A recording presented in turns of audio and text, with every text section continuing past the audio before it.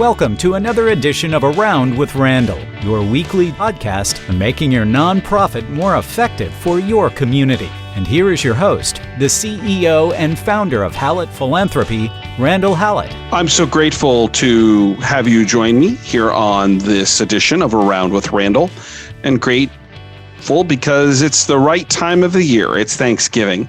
And as I try to do every year, I want to spend maybe a shortened version talking a little bit about Thanksgiving. It's my favorite holiday. My fondest memories as a child surround Thanksgiving Day and Thanksgiving weekend around the dining room table at my house with my parents and my sisters, my grandparents' house, both of them, both my mother's parents and my dad's parents in Omaha and Lincoln. So the first level of gratitude is just, I have these phenomenal memories and lived in some nearly 30 before I lost my first grandparent, to have these amazing opportunities to hear about family heritage and history, and to take those into my adult life and share them with others. Gratitude has, as we've talked about in podcasts, and I talk about when I teach, when we talk about grateful patience, we talk about generosity. Gratitude has such powerful healing and healthier behaviors and outcomes, from vital signs to the way your brain works. There's a study saying that the more grateful you are in long term, the more likely you are to live a longer life. There's so many medical studies, but really it's about attitude. It's about realization of amazing things going on and being able to enjoy life, which only comes along once and is desperately shorter than any of us want. And having gratitude for moments and being open to that gratitude allows you, allows me, allows all to live a more whole life. Thanksgiving and its heritage here in the United States goes all the way back to 1620. When the Pilgrims landed in the late fall of that year, they had a celebration feast on the shores of Cape Cod. And unlike today, where we have rice or potatoes, depending where you are in the country, and certainly turkey, and whether it's baked or fried and outside, hopefully, their meal wasn't anything like that. It was actually lobster and seal and swan, but the spirit of Thanksgiving was just the same. The next year, William Bradford, the first governor of Massachusetts, with the Pilgrims, brought the natives to join as a way of being grateful for them as well. At various times, up until the Revolutionary War, there were moments of Thanksgiving, but it wasn't until George Washington declared different days of Thanksgiving in the Revolutionary War to give his soldiers the opportunity to be appreciative of their lives. And in some of those cases, it was the worst parts of the war for the American effort. Valley Forge, in the winters, people dying, there were moments of gratitude because George Washington, maybe not having the medical science, had the forethought and the realization that gratitude can be a positive impact on people and thus his soldiers.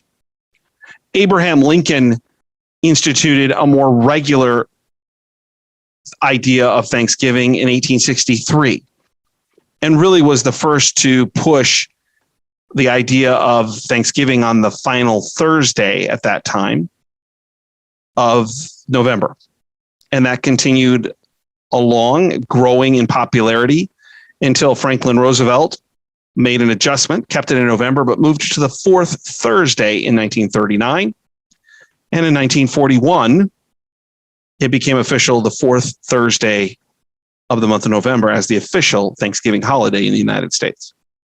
Interesting that you see during the American Revolution, when you see the Civil War, you see the Great Depression, 1939, you see some of the most challenging times in our country's history, and that gratitude, Thanksgiving, was being pushed.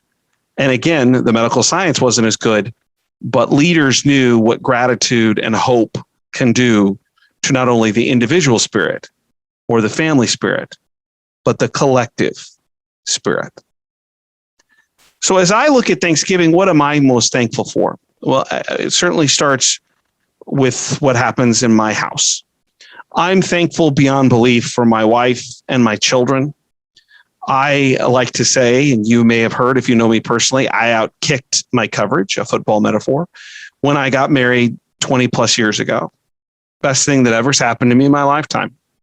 I found a partner and someone much smarter, much more adept at the world, much wiser, that I can go home to every day and know that, frankly, I'm getting the better end of the deal. And we were blessed enough to have 2 children who bring us an immense amount of joy and spirit. And then I look a little bit further from my house and my parents who are still alive and just doing great, live 6 blocks away. My sisters, they're amazing husbands. I love my brothers-in-law. They're great people. They are great to my sisters, and they're great fathers. And then I think back to my grandparents, where I started all of this. My family has been incredibly important to anything that I've ever accomplished. And it makes me so joyous to know that I get to spend additional time with them over the holiday. And I have friends out there that I appreciate, whether it's Nathan, whether it's Rick, whether it's Gus, whether it's a whole bunch of people, too many to name, Tim, people that I value their thoughts and their kinship. They mean an awful lot to me. The second thing I'm thankful for is health.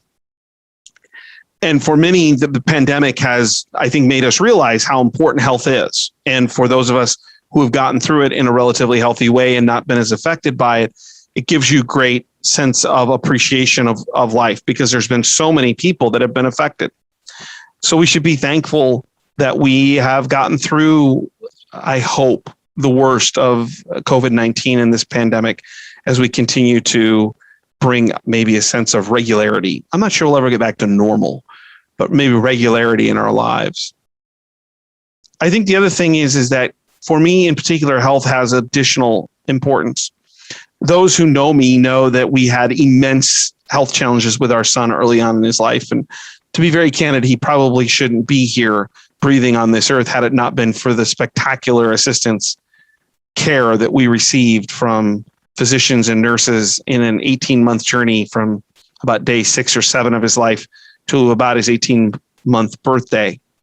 And yes, we celebrated his birthday every month because we didn't know what was coming next. So our little mini Thanksgivings. As a parent, when you have a sick child, you realize how fortunate health is, and that sometimes we take it for granted. I think that was exemplified even further for my wife and I when we had our second child. It was a long journey to have both, to be candid. It was not easy for us. But when Margie was born, and it was a short labor, and she's been as normal as the day is long, gives you context about what you've gone through and how blessed you are when you have health. So when you add that in a personal way in the pandemic for all of us, I hope you take a moment to think about your health and the health of those that you love, and that while we all get older and things get a little bit more trying, there's so many good things that we can be appreciative of. The final thing I will mention that seems related to this podcast that I'm thankful for, I've been doing this for right at a year, maybe 13 months as Thanksgiving falls this year. I'm thankful for a couple things that are part of that experience that is Hallett Philanthropy.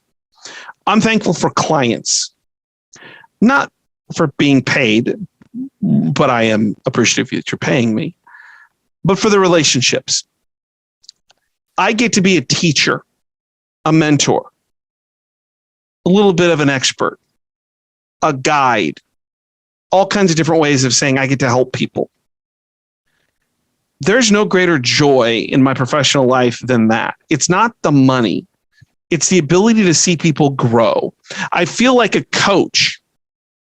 And if you talk to coaches who do this long enough, whether it's football and you're talking about a Bobby Bowden or a Tom Osborne, or in today's world, Nick Saban, or you're in basketball and you're dealing with the legendary Red Auerbach or John Wooden, or you're doing some other particular what I'll call coach.